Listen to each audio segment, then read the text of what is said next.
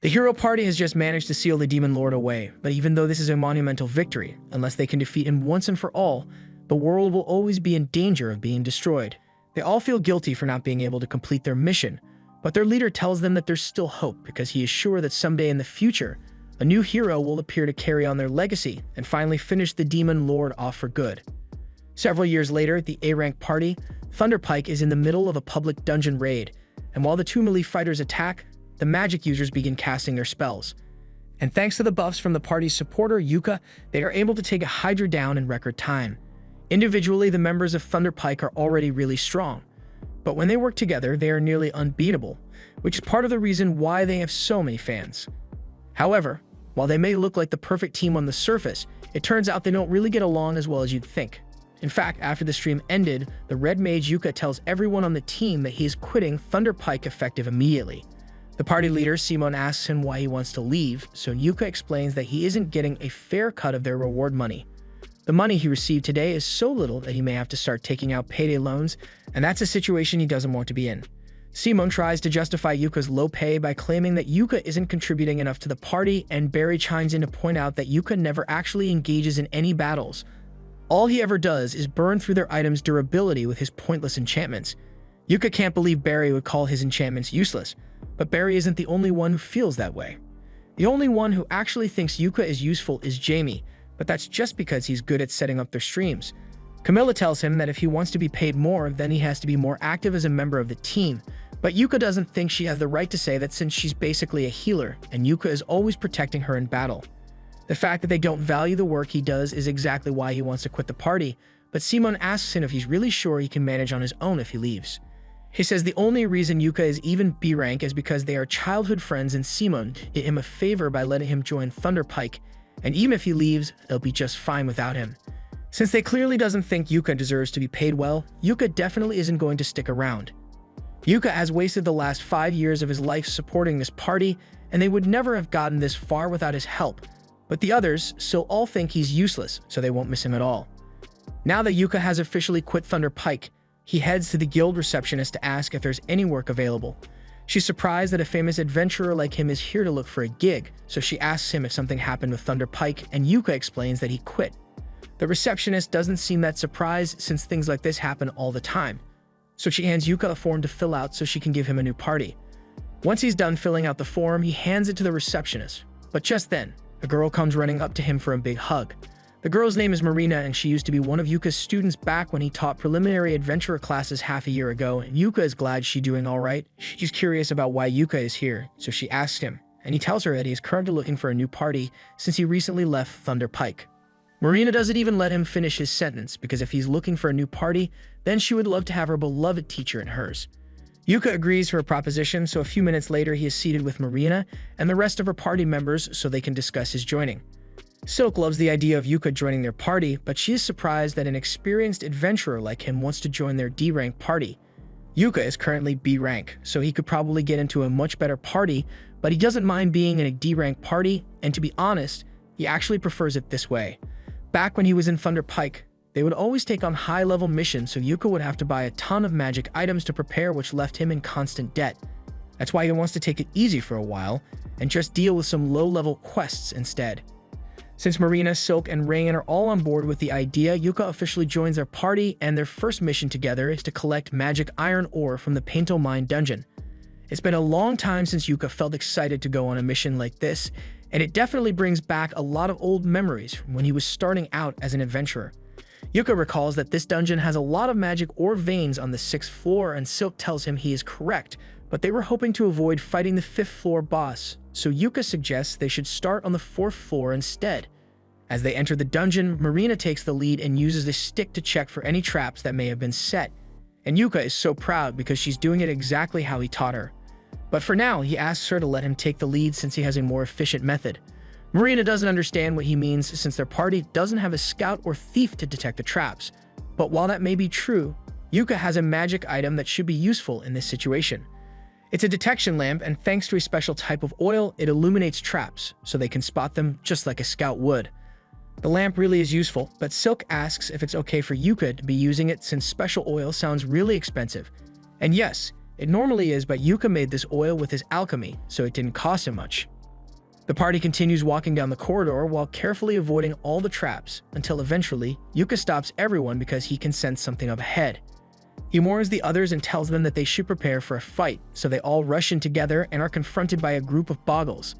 Silk decides to take the initiative and fires the first shot to take one of the boggles down, while Marina runs in to handle the rest. As she does this, Yuka casts overlapping physical enchantments on her so she can fight better, and at the same time, he casts a debuff on the boggles to trip them up. While the boggles are disoriented, Marina goes in for her attack, and in one fluid motion, she is able to cut both of them in half, something even she is surprised by. She turns around to ask Yuka if that feeling she just experienced was his magic, so Yuka confirms that he had cast 3 types of enchantment on Marina to help with her fight. Rain can't believe Yuka was able to cast 3 enchantments at once, and on top of that, he managed to do it with no incantation, but Yuka doesn't think it was all that impressive, so he just says they should keep moving. As they continue through the mine, he asks the girls about their usual dungeon exploration routine, so Marina proudly explains that they always take a break after each floor and check their equipment, just like he taught them to do. Since that's the case, Yuka suggests that they should rest a bit before they continue. After their break, Marina and the others check all their equipment for damage and everything seems to be in working order, so they are ready to continue their mission and head down to the next floor. On the second floor of the dungeon, the group is suddenly ambushed by a group of undead miners, and the only way to get rid of them is for Rain to use holy magic, so everyone needs to protect her while she uses her chant. Marina and Silk plan to handle the defense, but Yuka tells them he has this covered, so he casts a blessing of light on all of them. And while it won't kill the undead miners, it does stop them from coming any closer, so it's a good defensive measure. Eventually, Rain finishes the holy light spell and uses it to eradicate the undead, and once they are safe, Marina begins praising Rain for a job well done. Yuka praises her as well since there aren't many people who can use light magic on the scale that Rain just did, but doing that probably drained a ton of her mana, so he casts Refresh Mana to help her recover. Rain can't believe Yuka can use Refresh Mana since that's a really rare skill. It completely restores the mana of whomever it is cast on, and having that skill alone would make Yuka insanely valuable to any party that works with him. But Yuka thinks she's exaggerating a little because he only learnt Refresh Mana as a way to compensate for having an obscure job like a red mage, although it was really difficult for him to learn it. Afterwards, the group continues walking down the path, and as they go, Yuka begins pouring a liquid on the ground. Silk asks him what he's doing, so Yuka explains that he is pouring holy water over their footprints in order to stop undead monsters from following them. Silk is worried and asks if it's really okay for him to waste his holy water like that since it's really expensive. But Yuka tells her it's fine since once again he made this himself. The group is in shock that Yuka is able to make holy water even though he isn't a priest, but he has a special method for it. By purifying the ashes left behind by the undead when they are defeated, Yuka is able to process it into holy water, and the ashes he got from the undead miners will be more than enough to make up for the amount of holy water he's using. By the time they finally make it to the 3rd floor, Yuka suggests that they should take another break since they'll begin mining from this point forward. And since they haven't eaten for a while, he whips out some cooking utensils from his magic bag and says he will make them a meal. Magic bags aren't that rare, but this is Rain's first time seeing a magic bag in person, so she's really excited. Yuka puts some sausage and eggs in a pan, and while that's cooking up, he pulls out a special pot. The girls watch as he taps on the side of the pot and it instantly fills up, so Yuka explains that the pot is a rare artifact that he found in a royal palace ruin. It basically fills up with a random soup every time you use it, so it's really handy to have.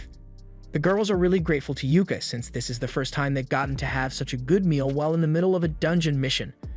But when Silk takes a closer look at the food, she realizes that it has mana radiating out of it.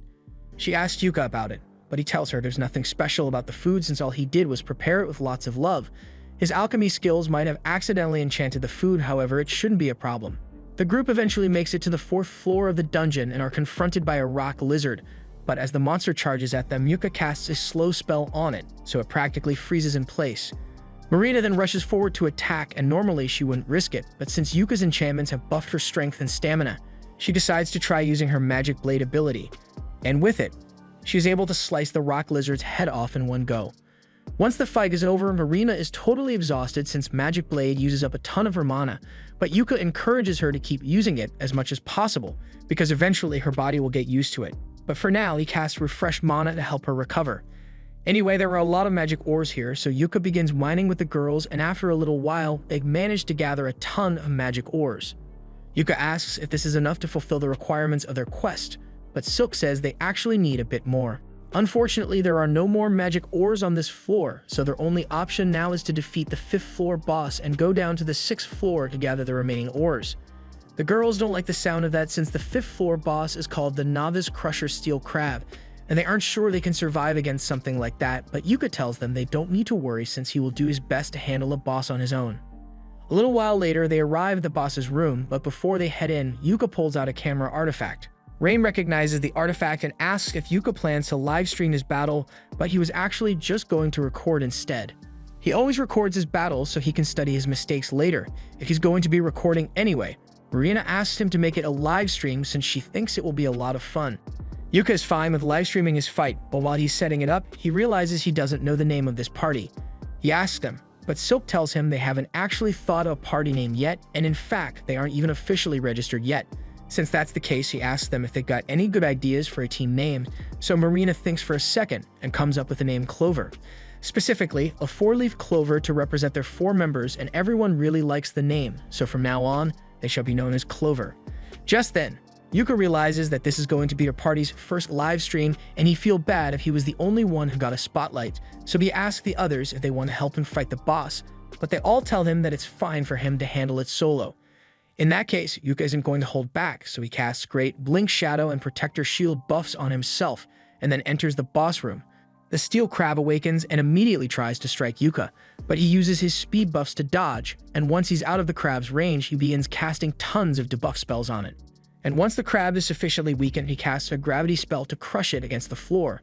With this, the Steel Crab boss has been defeated, and it didn't even take him 1 minute to do it, so Yuka is pleased with his performance. He then ends the stream and Marina runs up to hug him for being so amazing.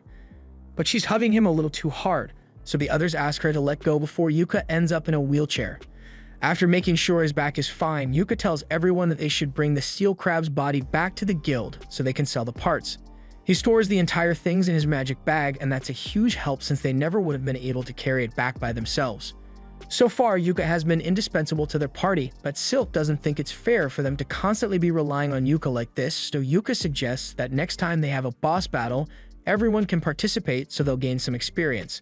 The girls like the sound of that, but for now, they still have to open the treasure chest they get for killing the floor boss, and when they do, they find a ton of magic ores, so it looks like they won't have to mine anymore after all. Dungeon streams are really popular all around the world as they are a great source of publicity, so big companies often offer sponsorship deals to popular streamers. And right now, Yuka's popularity is at an all-time high because the video of him defeating the Steel Crab with nothing but status effect spells has gone viral. Meanwhile, Yuka and the others are returning home, and while on the carriage, Yuka asks them what they thought of their first mission together, and the girls absolutely loved it. They learned all sorts of cool things from Yuka, so this was easily the best mission they've completed so far. In fact, they were all thinking of making Yuka the official leader of their party since he has the most experience, and they all trust him with their lives since he was their teacher. Yuka is hesitant to accept the role since he never intended to take over Marina's party, but since they all say they want him to do it, he ends up agreeing, mostly so he can ensure their safety in future battles. While Yuka's party is celebrating their first victory, Thunder Pike is suffering a crushing defeat. Simon hired a new guy to replace Yuka after he quit, but you must still not realize how much Yuka was carrying their party because he led them right into wolf territory and expected everything to just work out. Normally, Yuka would have cast a weakening spell in the wolves by now, but the new guy can't do that, so the wolves are way too strong for the party to handle, and as a result, Jamie gets chomped. Simon sees her in trouble and rushes to save her by decapitating the wolf, and while Jamie is technically safe now, her stomach is full of holes, so she'll die if she doesn't get help soon. Simon asks Camilla to cast a healing spell on Jamie, but Camilla says she's out of mana, so there's nothing she can do. It's not like they had a guide who could cast a mana restoration spell, did they? The group retreats to safety and Simon administers first aid to try and keep Jamie alive while Camilla's mana recharges. He asks if anyone has a healing potion and the new guy, Cork, has one, but he doesn't feel like giving it to Simon since Simon made it painfully clear that he was responsible for buying his own equipment with his own money.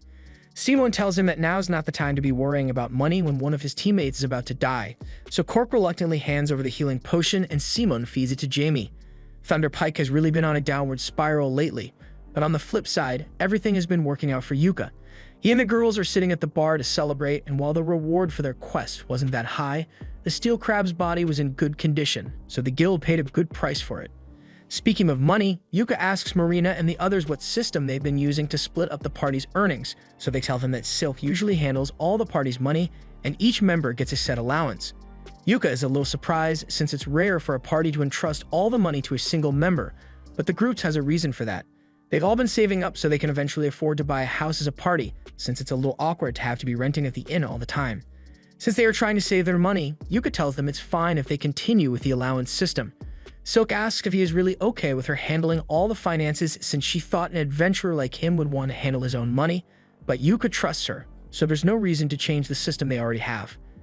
While Yuka and the other are having fun and getting along, Simone and the rest of Thunder Pike are upset because that was the worst outcome they had in years. Thankfully, they were able to save Jamie's life, but things could have gone really badly, and Simone blames it all on Cork. The rest of the party get in on it and start calling Cork useless for not being able to get them out of that mess, but Cork isn't going to let them put the blame on him since everyone knows that dire wolves track their prey through scent, so it's common sense to buy a scent blocker in preparation for the mission. This is clearly the party's fault for not being prepared for the situation, but Simone tries to turn it around on Cork and says that if he knew about the scent blockers, then he should have told them. And the fact that Jamie almost died is entirely his fault too because he didn't buy scent blockers for the entire party.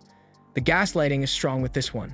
But thankfully, it's not strong enough to fool Corks, so he realizes he wants no part in a party where no one is willing to take accountability for their mistakes and quits on the spot. Yuka overhears this, and he can't believe Thunder Pike still hasn't learned from their mistakes, but that doesn't concern him anymore. He turns back to the girls, and Marina tells everyone what they should do for tomorrow. Silk remembers something Yuka once told her about it being important to take a day off after every mission, so she suggests that they do that. Everyone agrees, and since Yuka is going to have the day off, he decides to get a little shopping done. He needs to stock up on potions and scrolls, and he still needs to turn those undead ashes he got into holy water so he can replenish his stock. He's going to be busy for a while, so he suggests that they all meet back up here after their break is over. Just then, Marina notices that the dungeon stream highlights of the day are being shown, and Yuka's fight against the steel crab is number 1. He is shocked since he only uploaded it a couple of hours ago, but it already has over 5,000 viewers, and it's still going up. People find it really interesting that someone with an obscure job like a red mage was able to take down a red crab without even needing to touch it. The announcers tell everyone to keep an eye on Yuka and his party, Clover, because they just might become the world's greatest party. Simone and the other members of Thunder Pike see Yuka's stream as well, and they are all incredibly jealous that Yuka is actually doing well without them, but they still refuse to admit that Yuka might have been more useful to them than they gave him credit for. Thunder Pike is always going to be a bunch of haters, but it looks like there is actually someone else hating on Yuka from a distance, and he seems mad that Yuka is getting comfortable with his new party.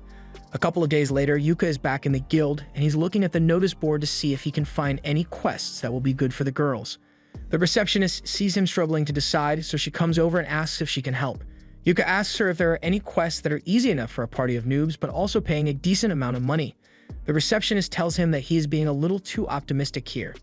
He's never going to find such a perfect quest, but given the circumstances, she points to a C-rank quest that involves fetching some magic stones from the Orden Forest. Yuka thinks this just might work, but he's a little curious as to why the quest is C-rank when fetching magic stones will usually only be D-rank.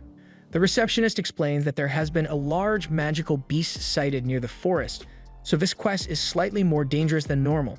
Just then, Marina enters the guild, and as soon as she hears the word quest, she immediately yells that their party will accept it. Yuka asks her to at least let him finish explaining before she agrees to do the quest, but Marina says she doesn't need to know the details since if Yuka thinks they can handle it, then she is sure they'll be able to get it done. It shouldn't be too hard anyway since she and the others have done a quest in that forest before, although she doesn't understand why this quest would be C-rank when all the other quests are D-rank. This is when Yuka chimes in and says that the quest is C-rank because there is a magic beast living somewhere in that forest now. Hearing that there's a magical beast in the forest makes the girls reconsider whether it's a good idea to take that quest after all, but they ultimately decide to just go with it anyway since if Yuka is with them, then they are sure everything will work out in the end.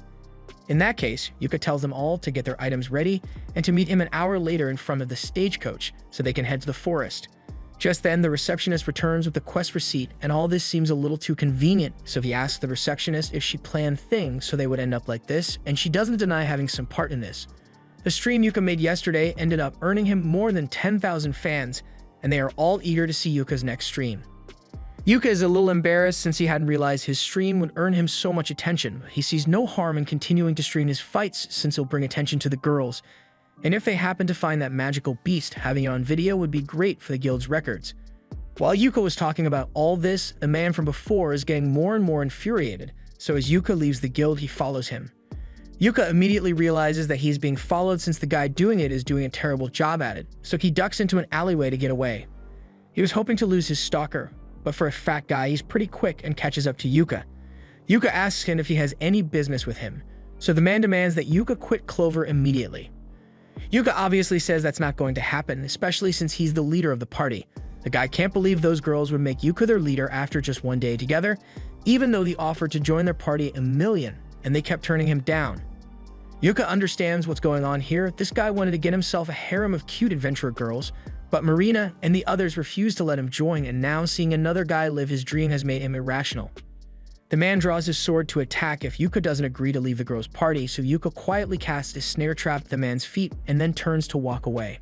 As Yuka is walking away, the man really does try to attack him, but Yuka's trap causes him to slip and fall on the ground. Once he's on the carriage, he talks to the girls about his random encounter. They recognize the guy as Bizio and tell Yuka that the guy has been trying to join their party for so long. They ask if Yuka is alright since they would hate it if something bad were to happen to him because of them. But Yuka assures them it is not their fault, and besides, he left that guy unconscious in the middle of the street, so they can just report him when they get back to town. In the meantime, before they get to their destination, Yuka wants to go over their mission objective one last time. They are going to fetch 3 magic stones from the Orden Forest, and since the others say they've been here before, he asks them what it was like when they got here. According to Marina, they had been here 2 months ago, but now that she thinks about it, she didn't run into any monsters at all. After hearing this, Yuka realizes that the magical beast must have already been in the forest 2 months ago, and if they encounter it, he's going to be live streaming. This way, the guild gets valuable information about the beast, and in the event that they can't defeat it, it'll be easy to call for backup if needed. Once they arrive in the forest, Yuka begins the stream and the group starts making their way through the forest. Yuka decided to be the rear guard since beasts usually attack from behind, but Marina asks if it's really alright for him to be at the rear since he's in the most danger there. Yuka tells her she doesn't need to worry since not only can he use Blink Step to get away if his life really is in danger, his clothes also have really good defense stats, so he can take a couple of hits before he goes down. They soon reach the waterfall where they are meant to gather the magic stones, but just before they could reach there, Yuka tells everyone to wait because he can sense something coming. The magic beast finally reveals itself, but all the confidence Yuka had earlier goes about the window because that thing is a high-level monster that's usually only found in the deepest parts of the dungeon, Azarnag. The girls are nowhere near strong enough to handle this thing or even survive a minute against it, so Yuka gets in front of them and tells Silk to lead the others back to the Adventurers Guild and get back up while he holds this thing off here. However, the girls know that Yuka doesn't stand a chance against that thing either if he is fighting solo, so they refuse to leave his side, otherwise he might really die. Yuka can't really argue with that, so he agrees to have them fight with him, and cast his enchantment spells on them. He and Marina are handling the front line, so Marina charges forward first, but the Zarnag swats her away effortlessly. Yuka tries to use his layered status effects on it, and while it does disorient the Zarnag, it doesn't do much damage to it, so he's running low on options. Right now, there's only one thing in his arsenal that can stop this thing, so Yuka decides to go all or nothing. However, he will need Marina to buy him some time so he can finish casting the spell. Marina agrees to distract the beast so she gets up close to it, and does her best to keep its attention while dodging its attacks. And even when she's about to get caught, Silk and Rain assist with their magic. Thanks to their combined efforts, Yuka had enough time to finish casting the level 5 spell, a highly destructive prismatic missile, and now that it's complete, Yuka fires it straight at the beast's face. After the prismatic missile hits, it doesn't look like it did much at first, but soon after, a monster begins coughing up blood so it has been badly injured. Rain then casts a grade 5 Thunderbolt spell to electrocute the monster, and while it is paralyzed, Yuka orders Marina to chop its head off. Marina charges forward and activates her magic sword while Yuka buffs her with a critical attack spell, and as a result, she's able to cleave the monster's head from its body in one swing. Now that it's finally over, Yuka falls to his knees in relief because he can't believe they managed to defeat the monster without any of them dying, and back in town, all the spectators of the stream are equally as amazed, especially by the spell Yuka used because no one has seen anything like it before, but there's always got to be that one hater in the crowd. Back in the forest, Yuka is feeling a little lightheaded because of all the mana he had to use during the fight, but overall he's still in good condition. He's glad everything worked out, but that fight was way too tough for a group of newbies like them, and the only reason they managed to make it out alive was because they got lucky. He tells the girls that he's going to scold them later because of their reckless behavior, but the girls think Yuka was just as reckless as they were because he initially ran into battle alone, totally expecting to get himself killed, and that's unacceptable behavior. Yuka can't deny that he was prepared to sacrifice himself, so he compromises and says they can all talk about their grievances later. For now, they should probably wash themselves off since they are all covered in sweat and Marina is covered in Zarnag blood. While the girls bathe in the river, Yuka starts setting up camp, and this whole thing brings back fond memories from 6 months ago. Back then, Yuka was in charge of training Marina's team, and he was impressed with how well the girls were adjusting to the job of adventuring. But there were a few areas they could improve in. Marina was a little clumsy, Silk was overly cautious, and Rain was really timid. But despite all that, with how well they were performing, if it were up to Yuka, he would have given them their D-rank adventurer licenses right then. Later that night, the girls had set up their tent, prepared firewood and alarms in case of monster attacks. And as Yuka watched them work back then, he could feel a sense of pride because he knew they would turn out to be great adventurers in the future. But he never could have imagined that he would end up joining their party. A few days later, the party is back at the guild, and it looks like they've been summoned to meet the guild master, so the girls are a little nervous. They ask Yuka if this means they are in some kind of trouble, but he thinks this meeting is probably about the Zarnag they defeated. A mission like that should have been classified as B rank, however, for some reason it was marked as D rank, so some investigation is definitely warranted. Just then, the guild master of Benwood walks in and the girls are so intimidated by his presence that they immediately stand at attention. He walks up to Yuka and demands that he explain himself, but Yuka did nothing wrong here, so he tells Benwood that he already provided all the relevant information in the report he wrote to the guild. Benwood isn't satisfied with an objective report, so he demands a detailed explanation, but before they discuss anything, Yuka tells Benwood to drop the tough guy act because it's scaring the girls. Marina tries to stop Yuka from talking to the guild master so casually since he is a really powerful person, but the guild master actually respects Yuka a lot, so there's no need for formalities between them.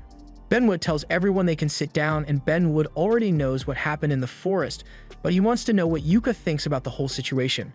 Yuka tells him that he suspects that this might have been the result of an overflow, causing a monster several levels stronger than usual to appear.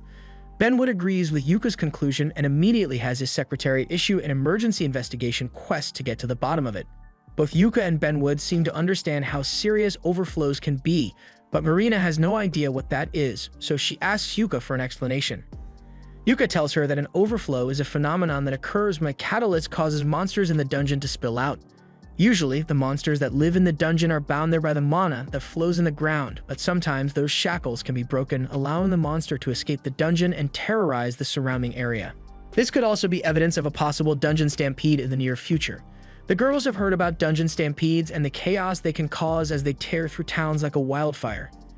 And if monsters as strong as that Zarnag are appearing already, and they don't have much time, Benwood intends to investigate the matter thoroughly to ensure the safety of the people. But before that, he sincerely apologizes to the girls for putting them in such danger. The girls tell him he doesn't need to apologize since they all made it out alive, although if they didn't have Yuka with them, they would have been goners. That said, even though Yuka did most of the heavy lifting, their live stream proved that the girls are capable fighters, so as a reward for doing so well against the Zarnag, Benwood intends to promote all of them to C rank. Although the promotion depends on the girls having Yuka's assistance since he is A rank. Yuka doesn't know what Benwood is talking about since he is only B rank, but that's when Benwood informs him that he is getting a promotion as well. Everyone who watched the livestream saw the high-level prismatic missile spell he used on the Zarnag, so it is abundantly clear that Yuka deserves a promotion, and starting today he will now be an A rank adventurer. Afterwards, Yuka and the girls head downstairs to have a drink and congratulate each other on their promotions. While they are all together, Yuka pulls out the bag of coins he got as the reward for their quest and gives it to Silk to count out. Silk opens the bag and she is shocked because she has never seen so many gold coins in one place before. Yuka explains that even though the quest was originally D rank because of the difficulty, it ended up being treated as a B rank quest, so the payout is a lot higher than it would have been otherwise. Silk puts all the coins on the table so she can start counting, but then she notices a piece of paper at the bottom of the bag and it has Yuka's name on it, so she gives it to him. Yuka opens it, and it turns out to be a note from Benwood, apologizing for everything Yuka had to go through. There's also a platinum coin in there as a little bonus for Yuka. Platinum coins are really valuable, so Yuka adds it to the party's funds, and after Silk finishes counting it all, She tells everyone that they have enough money to buy a house now. Marina is so excited to hear that she jumps up and accidentally knocks the coins over. Silk is glad they reached their financial goal as well, but she feels a little bad about it since the only reasons they got this much money was because of Yuka. While that may be true, Yuka tells Silk she doesn't have to think of it that way. They made him the leader of Clover, and it is natural for a leader to do whatever it takes to help out the group. As such, even if he played a major role in earning this money, it still belongs to all of them. The group continues to celebrate late into the night, and at one point, Rain asks Yuka if he has a dream he wants to accomplish. Yuka is caught off guard by the question, so he asks if there's a specific reason she's asking, and Rain explains that they've just reached their goal of purchasing a house thanks to Yuka, so she wants to know what Yuka's dream is so they can help him achieve it. Since she asks, Yuka tells her that his dream is to conquer the deepest floors of the Achromatic Darkness dungeon. As soon as the girls hear this, they spit up their drinks in surprise because the dungeon is quite literally the most dangerous one out there. It even possesses an Abyss Gate, an artifact known to be a direct gateway to the underworld. Yuka says the Abyss Gate is precisely why he wants to conquer the Achromatic Darkness, so Rain asks him if he intends to go through the Abyss Gate if he reaches it. However, Yuka explains that he just wants to see what the edge of this world looks like. An uncle of his once took on the dungeon and tried to get to the gate, and although he wasn't successful, Yuka was told the story so many times as a kid that he decided he wanted to try it himself. Although he knows that it will probably never happen, Marina likes the sound of Yuka's dream, so she suggests that they should all go to the Achromatic Darkness and try to accomplish Yuka's dream. Yuka tells her it's not that simple since that dungeon is so dangerous that just entering it requires permission from the government, and you'd have to be an A-rank party to gain approval. Even so, Rain still thinks it'd be a good idea, so she says she wants it to be their party's next goal. All the others agree and promise to work hard to make Yuka's dream a reality, but they won't be attempting it anytime soon though. With each passing day, Clover's streams have been gaining more and more popularity. Right now, they are streaming a battle against an undead hand, and thanks to their flawless teamwork, they are able to take it down with a lightning spell from Rain and a rock scroll from Yuka. That concludes the stream, so they wave to their fans, and everyone at the guild absolutely loves them, all except the members of Thunder Pike who hate how popular Yuka has become. Barry thinks Yuka only looks impressive because he is in a team of newbies, but Simon actually heard that Yuka recently got promoted to A rank, so he might just be that good. Besides, Yuka's popularity isn't their biggest concern right now. Thunder Pike has been constantly failing quests recently, and Simon thinks it's because all the new people they hire end up being useless morons. In fact, none of them ever end up sticking around for more than one day, but that can't be because there's something wrong with their team, right? Speaking of their team, Simon asks why Jamie isn't here, so Camilla explains that Jamie wasn't in the mood for a drink.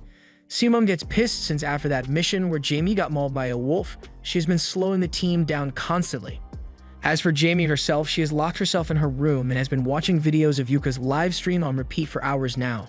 The other members of Thunder Pike are starting to realize that Yuka may have been more useful than they gave him credit for. So since the reason Yuka quit in the first place was because of his low pay, they could just increase his cut a little. And since Jamie hasn't been doing much lately, they can cut her pay instead. A few hours later, Yuka and the others return to the guild to report the success of their mission. But as they arrive at the front door, they find Simon waiting there for Yuka. Seeing Simon again makes Yuka a little angry, so he tells the girls to head inside without him, and then he asks Simon what he wants. Simon gets to the point and says he is allowing Yuka the honor of rejoining Thunder Pike.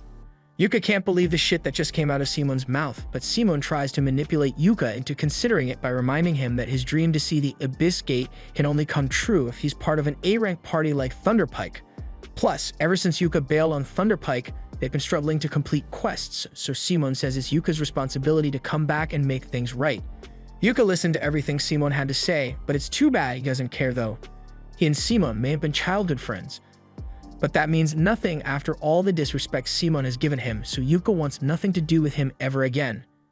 He then walks inside, leaving Simon to stew over the consequences of his actions, and meanwhile Bisio was watching the whole thing, and he seems to have a sinister idea in mind. Back inside, Yuka meets up with the girls and they ask him what happened with the guy outside.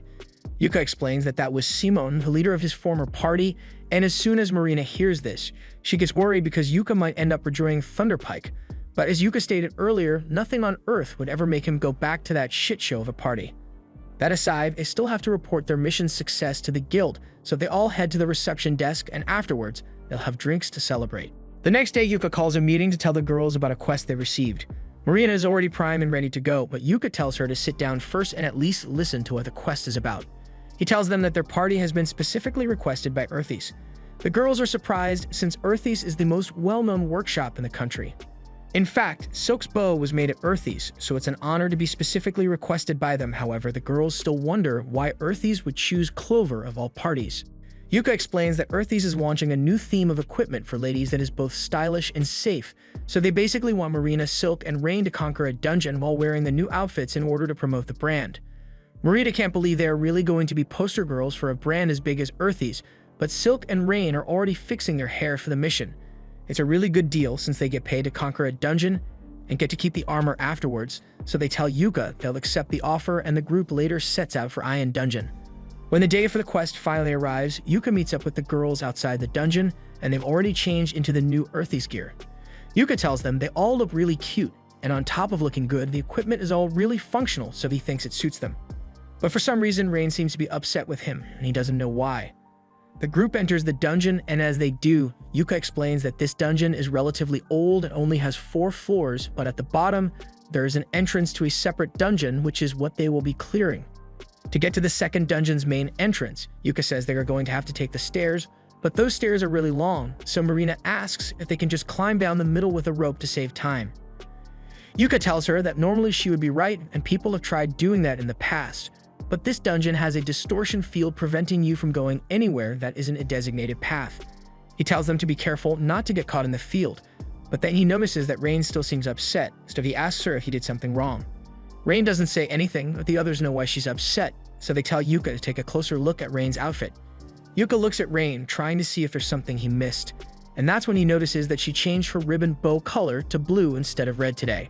Rain was upset that he hadn't complimented her on it, so Yuka tells her it looks good on her and she feels a lot better. They then head down to the second floor, and thanks to his lantern, Yuka spots a trap ahead, so he tells the girls to stand back while he takes care of it. He pulls out a long stick, and with it he taps the trap, causing several dozen spears to spring up from the ground, walls, and ceiling. That would have been an unpleasant way to die, but since he has already triggered it, it should be safe for them to continue forward now. They are going to have to squeeze through all the spears, so while walking, Yuka asks if anyone is having any trouble. Thankfully, since their new armor is so snug, the girls have no trouble passing through the spears. Once they make it a little farther down the corridor, Yuka senses something up ahead and warns the girls to get ready for battle. The group comes face to face with a group of orcs, and the second Silk sees the orcs, years of generational hatred comes flowing back into her mind. Yuka knows that orcs are the natural enemy of elves, but he asks Silk to remain calm so she doesn't make a mistake. Yuka plans to hit them with powerful magic first, then Marina will attack with her sword, and Silk can provide backup from the rear. Now that everyone knows the plan, Yuka casts his enchantment spells and Rain begins casting a fireball spell. Once she's done, she shoots it at the orcs, setting them ablaze, so Yuka then joins in with a rock blast. While the orcs try to evade his rocks, Silk shoots one in the neck, and another was crushed, so there are only 2 left now. Marina charges in, and as the last 2 orcs charge forward, Yuka hits them with a paralyze and slow spell, allowing Marina to chop one clean in half, while the other gets shot in the neck by Silk. Marina then finishes it off by splitting the orc's head in half. Now that the battle is finally over, Yuka walks over to the orc corpses to pick up the magic stones and asks Silk if she was calmed down now. Silk apologizes for her outburst, but she can't help but be filled with rage whenever she sees an orc. Yuka understands that she can't control her reaction to orcs since it's just a part of being an elf. Just then, Marina comes up to Yuka and tells him she just found something weird on one of the orcs' bodies. She hands it to him, and after inspecting it, Yuka realizes it's a Memorandum of Revelation scroll. It's an artifact that can uncover hidden abilities in people who use it. It's kind of odd that a low-ranked orc would have something like this, but in its current state, it's not that valuable since it's so damaged. However, it would be a waste to sell it off, so Yuka says he's going to fix it and let one of the girls use it. Silk asks what happens if one of them uses the scroll, so Yuka explains that it will unlock a hidden talent.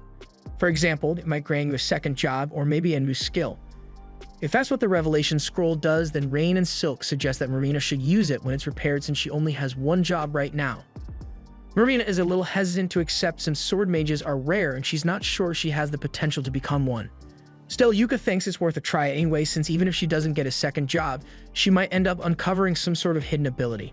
Just then, a chest appears as their reward for defeating the orc, and after opening it, they continue walking until they get to the break room between floors. The reward they got from the chest was a magic bag, so Rain is over the moon with joy since everyone said she could have it. Mostly because its magic bags are more useful to people in support roles. If they manage to find another one at some point, Yuka thinks it would be best if Silk got to have it since it would allow her to store more arrows. Once their break is over, they all get up, but before they continue, he wants to review the team's losses and gains. Yuka used one of his scrolls, but his mana levels are still decent, and Marina feels perfectly fine. Silk used 5 arrows when they fought against the orcs, but she's got 20 left, and as for Rain, she is ready to continue. Since everyone is still in good condition, they continue down to the 3rd floor, and Yuka warns everyone to stay alert since even though this floor doesn't have a floor boss, they have to be ready in case they get attacked. There used to be a door to the main dungeon, the abandoned city, but around 10 years ago, the door just vanished, so anyone can just walk in now. It is said that in the past, the door was guarded by multiple Shadow Stalkers, and from what Yuka knows, the Shadow Stalkers are supposed to look like solid black mannequins with shiny eyes. But those things haven't been seen in years, so there's no way they'd run into one here. However, there's a black mannequin with shiny eyes just staring at them menacingly from the 3rd floor, so Marina asks if they should be concerned about that. That thing is definitely a Shadow Stalker, and Yuka thinks it's unbelievable that they are actually seeing one here, so he makes sure the recorder gets a good view of it. The Shadow Stalker may look creepy, but they don't have to worry for now since it's on the 3rd floor, there's no way it can cross the distortion field. However, the Shadow Stalker proceeds to jump down and pierce through the distortion field like it's nothing, so they might be in trouble after all. Yuka tells everyone to get ready to fight and pulls out a scroll of multi-enchant to buff the girls as much as possible. But even with all the enchantments, when the Shadow Stalker launches its first attack, it takes Marina out in one hit. Rain rushes over to Marina's side to heal her while Silk provides cover, but Yuka still can't believe that the Shadow managed to shatter his multi-enchant barrier so easily. The Shadow prepared another attack, so Yuka charges forward and casts a protection barrier on himself, but the Shadow's attack easily shatters it, so Yuka comes to the conclusion that the Shadow's attack must be specifically made to destroy barriers, so he switches tactics and casts Blink Shadow on himself, so he can avoid being hit altogether and sneak up on the Shadow to slay it. However, before he could strike, the Shadow turns around and hits Yuka with a dark magic curse that leaves him immobilized, so there might really be no way to beat it. The Shadow then casts another curse, but Rain manages to block it with a Holy Shield, while Silk counterattacks with her Dryad Vines. While the Shadow is busy, Rain tries to heal Yuka like she did with Marina, but to her horror, she discovers that Yuka isn't breathing. At the same time, the Shadow slashes Silk across the back and Marina manages to chase it off, but it's moving way too quickly for her to hit it, so Rain decides to use a wide area spell to take it down. She casts Icicle Rain and aims it at the Shadow, but it disappears and slashes both Marina and Rain in the back. Now all the girls have been badly injured, but the Shadow isn't down yet because it then proceeds to cast dozens of Eclipse Cannons and fires them straight at the girls. This would have been the end of them, but at the last second, Yuka returns and casts a light shield over them. He covers the floor in 1,000 trip spells so the Shadow can't get away, and then he begins spamming every possible debuff effect he can cast to weaken it, while also casting buffs on the girls to heal them. Now that the girls are back in fighting shape, Silk traps the Shadow in her vines, granting Rain enough time to cast her Undead spell to erase the Shadow. The battle is finally over and Marina is so glad that Yuka is still alive that she gives him a big hug, but Yuka tells her that her hug is bringing him dangerously close to dying again. Once Marina lets go of him, Yuka thanks her, because if she hadn't spotted the Shadow Stalker when she did, it might have gotten them with a surprise attack, and that would have been a guaranteed death sentence for them. He then asked Rain what she thought of the Shadow, so Rain says it was undead, but its mana was in disarray, so it felt like the Shadow's existence shouldn't have been possible. Furthermore, it shouldn't have been able to pass through the distortion field, so in all likelihood, it must have been the result of a dungeon overflow. Silk asks Yuka what he thinks they should do, and since they are already at the bottom floor, he suggests that they should at least finish their quest before they head back up. In that case, Marina asks if they should inform everyone of the Shadow Stalker with a stream, but Yuka would rather not since they are wearing Earthy's unreleased equipment line, so he doesn't want to show it to the public without permission from the client. Yuka suggests they finish the quest quickly so they can get out of here, so they keep moving and head down to the corridor. There, they find the door that leads to the abandoned city, and according to the legends, people once lived in there. However, their quest only requires them to make it to the gate, not enter, so once they touch it, they turn around and head back to the surface. After returning, Yuka makes his report to the guild, and once he is done, he meets up with the girls who are waiting outside. Silk asks him how it went, so Yuka tells her he submitted the footage they recorded and told the guild about the Shadow Stalker. The guild will likely want to interview them about it later, so Yuka suggests they should take the next 2 days off and stay in Qualto.